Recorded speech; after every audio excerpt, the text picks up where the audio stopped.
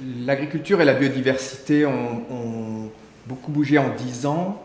D'abord parce qu'en fait, on a constaté que le déclin s'était accru. Le point qui semble important, c'est que l'effet de l'agriculture sur la biodiversité n'est plus à démontrer. Et donc on s'intéresse de plus en plus à l'effet dans l'autre sens, l'effet de la biodiversité, comme un élément bénéfique pour l'agriculture. Tous ces éléments-là sont maintenant rentrés dans la réglementation.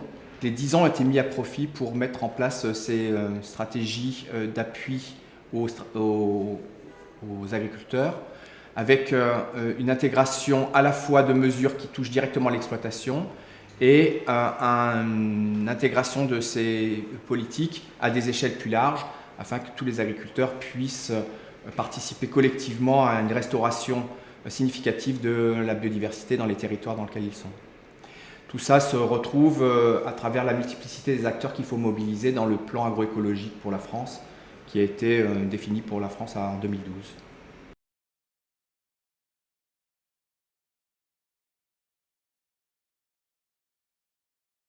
Alors, les paysages agricoles sont un élément important pour la relation entre agriculture et biodiversité. Si je prends un exemple concret, si je mets une haie isolée au milieu de la Beauce, elle n'aura pas toutes les propriétés qu'on attend d'une haie, elle n'hébergera pas la biodiversité qu'on peut attendre d'elle. Et la raison pour laquelle on se retrouve dans cette situation, c'est qu'elle n'est pas connectée à d'autres haies, donc la biodiversité qu'elle pourrait héberger ne la trouve pas. Les scientifiques ont vraiment montré plusieurs fois qu'une population de petite taille a peu de chances d'arriver à se maintenir au cours du temps. Et donc il est vraiment important d'atteindre des masses critiques importantes pour que la biodiversité puisse s'installer durablement dans les paysages.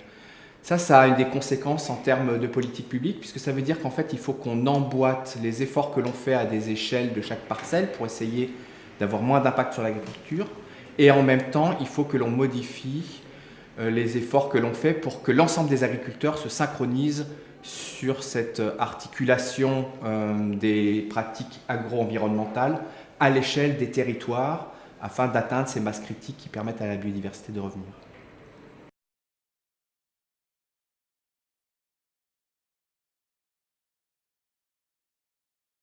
Alors l'économie a du mal à intégrer les valeurs environnementales parce qu'elles n'ont pas de valeur marchande évidente. Un agriculteur qui, par exemple, œuvre pour avoir une forte activité biologique dans ses sols va avoir des effets bénéfiques sur la qualité de l'eau issue de son territoire et pour autant, il n'en retire pas un bénéfice. Et donc il n'y a pas de lien direct entre la biodiversité hébergée chez un agriculteur et les efforts qu'il fait pour cela et le bénéfice qu'il en retire.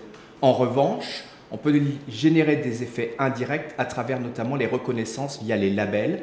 Et par exemple, le label haute valeur environnementale va intégrer un certain nombre de critères pour la biodiversité qui va se traduire par une reconnaissance à travers le prix auquel l'agriculteur va pouvoir commercialiser ses produits.